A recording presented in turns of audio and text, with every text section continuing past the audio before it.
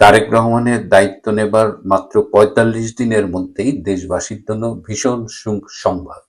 বাংলাদেশ পৃথিবীর মধ্যে আবার প্রথম হতে যাচ্ছে।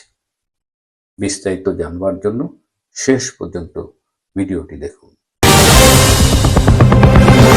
আসসালামু আলাইকুম এবং আদাব। আজকে ইন্ডিপেন্ডেন্স পত্রিকায় একটি খবর দেখলাম। খবরটি প্রকাশিত হয়েছে গতকাল ১লা এপ্রিল। যুক্তরাষ্ট্রের ইন্ডিপেন্ডেন্ট পত্রিকাটা মোটামুটি পৃথিবীর অন্যতম একটা সেরা পত্রিকা। এই পত্রিকা বলেছে যে বাংলাদেশে বর্তমানে যে পরিমাণ তেলের রিজার্ভ আছে, বিশেষ করে ডিজেলের রিজার্ভ আছে, তার হয়তো সর্বোচ্চ ২ সপ্তাহ চলতে পারে এবং পৃথিবীতে প্রথম দেশ হিসেবে বাংলাদেশ তার তেল ফুরিয়ে যেতে পারে, এই আশঙ্কার কথা পত্রিকাটি বলেছে। এবং পত্রিকাটি বাংলাদেশে কর্মরত সরকারি অনেকের রেফারেন্স দিয়েছে, যদিও তাদের নাম প্রকাশ করেনি। এছাড়া বিভিন্ন স্ট্যাটিস্টিক্স দিয়ে দেখিয়ে দিয়েছে যে বাংলাদেশে এই মুহূর্তে ডিজেলের রিজার্ভ কত আছে। একটি সূত্র বলছে ৮০,০০০ টন, আর একটা সূত্র বলছে এটা আরো কম, এবং এভাবে চলতে থাকলে ২ সপ্তাহ পরে আর তেল থাকবে না। কিন্তু বাংলাদেশের যিনি জ্বালানি মন্ত্রী, তিনি কিন্তু বলছেন যে বাংলাদেশের তেলের কোনো সংকট নেই। এমনকি পররাষ্ট্র প্রতিমন্ত্রী শামা ওবায়দ এমপি তিনি সংসদে দাঁড়িয়ে বলেছেন যে বাংলাদেশে তেলের কোনো সংকট নেই। কিন্তু বাংলাদেশে বর্তমানে তেলের কি অবস্থা, এটা একটু আপনাদের আমি দেখাতে চাই। ছোট্ট ছোট কয়েকটা ভিডিও ক্লিপ একটু দেখেন।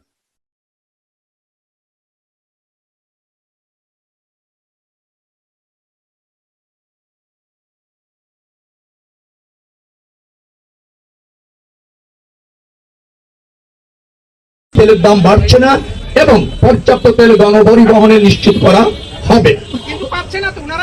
না পাচ্ছে না, মালিক এখানে আছে, পাচ্ছে না এরকম বলার কোনো সুযোগ নেই। কাজ আছে, পাচ্ছে তেল, আর তেল পাচ্ছে, পর্যাপ্ত হারে তেল পাচ্ছে।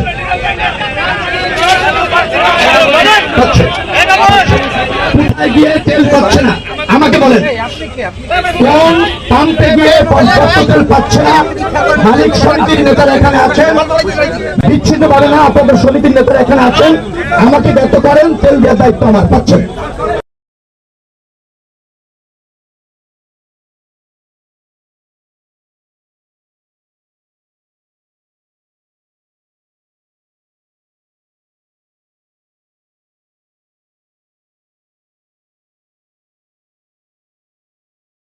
সবচেয়ে মর্মান্তিক একটা ঘটনা যেটা হলো যে তেল না পেয়ে সেই ট্রাক ড্রাইভার পেট্রোল পাম্পের ম্যানেজারের উপর দিয়ে ট্রাক চালিয়ে দিয়েছে এবং বেচারা সেখানেই মৃত্যুবরণ করেছে। মানে পরিস্থিতি কি ভয়াবহ সেটা বোঝাতে এই একটি ঘটনাই যথেষ্ট। এবং যে ছবিগুলো আমরা দেখছি যে অনেকে এখন সারা রাত পেট্রোল পাম্পে শুয়ে থাকছে সামান্য একটু তেল পাওয়ার কারণে, মানে আশায়।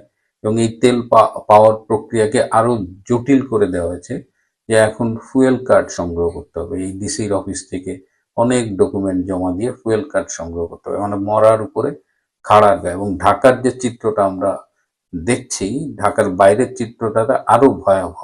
সারা দেশে তেল নেই। এই তেলের সংকটের কারণ কি? অনেকেই বলছেন, বা আমরা জানি যে বিশ্বব্যাপী একটা সংকট দেখা দিয়েছে। এটার কারণ হলো ইরানের সাথে যে ইসরায়েল এবং আমেরিকার যে সংঘাত বা যুদ্ধ চলছে, এর ফলে যে ইরানের নিয়ন্ত্রণাধীন যে হরমুজ প্রণালী সেটা বন্ধ হয়ে গেছে। এবং এই হরমুজ প্রণালী দিয়েই কিন্তু পৃথিবীর প্রায় ২০-২৫% তেল এবং জ্বালানি ট্রান্সপোর্ট হয়।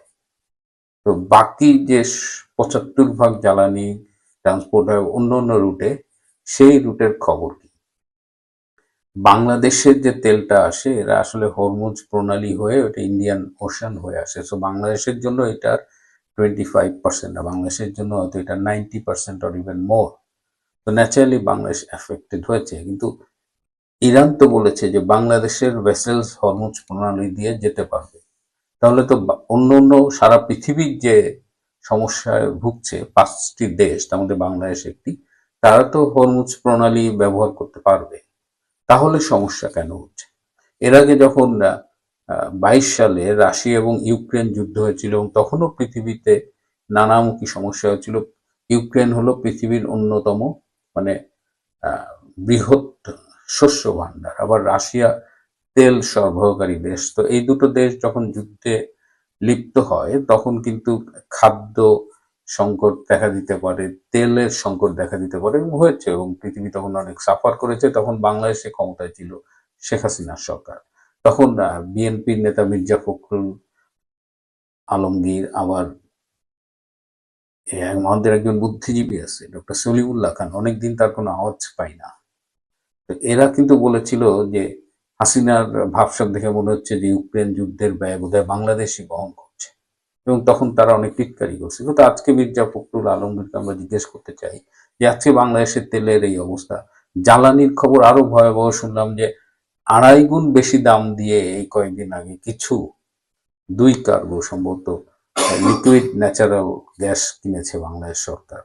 তো এরকম মানে বর্তমান যে দাম, আসল দাম, তার চেয়ে 2 গুণ 3 গুণ দামেও জিনিস কিনতেছে তারা, এই গ্যাস কিনতেছে, তেল, তাও তো পাওয়া যাচ্ছে না। তো যাই হোক, মির্জা ফখরুল্লাহ যে বলেছিলেন, এখন এখন আপনারা কি বলবেন? আর ডক্টর সলিমুল্লাহ খান তো হারাই গেছে, আওয়ামী লীগও নাই, সলিমুল্লাহ খানও মাঠে নাই। মানে ডলার খায় আওয়ামী লীগের বিরোধিতা করার জন্য, এখন আওয়ামী লীগ নাই, এখন তার আর এইদিকে তার এখন আর আমরা খোঁজ পাই না। তো এখন কথা হলো যে বাংলাদেশ কেন তেল পাচ্ছে না, এবং ইন্ডিয়ার কাছ থেকে তারা ডিজেল নিচ্ছে, আরো ডিজেল ইন্ডিয়া দিবে। যে ভারত বিরোধী রাজনীতি করে বিএনপি চলে, জামাত চলে, তারা এখন এই ভারতের কাছেই হাত পাততেছে। রাশিয়ার কাছ থেকে অনেকে তেল কিনতেছে, ইন্ডিয়াও রাশিয়ার কাছ থেকে তেল কিনতেছে, এবং ইন্ডিয়া রাশিয়ার কাছ থেকে তেল কিনবে এই ব্যাপারে যুক্তরাষ্ট্রও বেশ ছাড় দিয়েছে। বাংলাদেশ কেন রাশিয়ার কাছ থেকে তেল কিনতে পারতেছে না? তারা একটা স্বাধীন দেশ, রাশিয়ার কাছ থেকে তেল কিনবে, তার জন্য তার আমেরিকার পারমিশন দরকার। কারণ এই দাসখত তো আগের ইউনূস সরকার দিয়ে আসছে, এবং সেই দাসখত যে মানবে সেই ব্যাপারে মুচলেকা তারেক এবং জামাত আগের থেকেই দিয়েছে। সুতরাং ইউনূসকে একা আমি দোষ দেব না এই দাসখত দেওয়ার ব্যাপারে। তো অন্যরা সবাই রাশিয়ার থেকে তেল কিনতে পারে, কিন্তু বাংলাদেশ পারে না, এবং we are suffering for that. তো এর আগে 2001 থেকে 2006 সালে যখন বিএনপি জামাত জোট ক্ষমতায় ছিল, তখন কিন্তু বাংলাদেশ দুর্নীতিতে 5 বার চ্যাম্পিয়ন হয়েছে। আর এবার তারেক রহমান ক্ষমতায় এসেই সবার আগে তেল ফুরোচ্ছে যে দেশটা পৃথিবীতে প্রথম, সেই দেশটার নাম বাংলাদেশ। 25শে ডিসেম্বর তিনি দেশে ফিরে বক্তৃতায় একটা চুরি করা স্টেটমেন্ট দিয়েছিলেন, আই হ্যাভ এ প্ল্যান।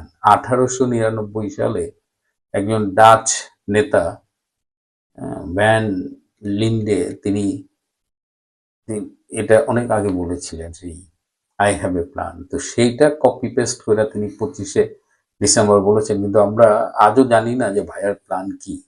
তার প্ল্যান কি তাহলে? বাংলাদেশকে আবার সেই টেক ব্যাক বাংলাদেশ, মানে পিছনের দিকে নিয়ে যাওয়া, আবার দুর্নীতির মতো নানান আকামে কুকামে প্রথম স্থানের নিয়ে যাওয়া। এবার যেমন এই বাংলাদেশ তেল শেষ হওয়ার দৌড়ে প্রথম হতে যাচ্ছে। ভীষণ লজ্জার বিষয়। আমি জানি না বাংলাদেশের সামনে কি ভবিষ্যৎ অপেক্ষা করছে। আমি এই মুহূর্তে ফিজিতে আছি, রবিবার রাতে অস্ট্রেলিয়া ফিরবো, এবং যে জায়গাগুলোতে অবস্থান করছি সেখানে নেটওয়ার্কের অবস্থা খুব একটা ভালো না। এটা আসলে ছুটি কাটানোর জায়গা। তো আমি গত 2 দিন কোনো এপিসোড করতে পারি না, আজকে বহুত কষ্টে একটা এপিসোড করলাম। আমি চেষ্টা করব, আর যদি না পারি সোমবার থেকে ইনশাল্লাহ আবার রেগুলার হয়ে যাব। আজ এ পর্যন্তই। ভালো থাকবেন, সুস্থ থাকবেন, তার চেয়েও জরুরি হলো নিরাপদে থাকবেন। সবাইকে অনেক ধন্যবাদ।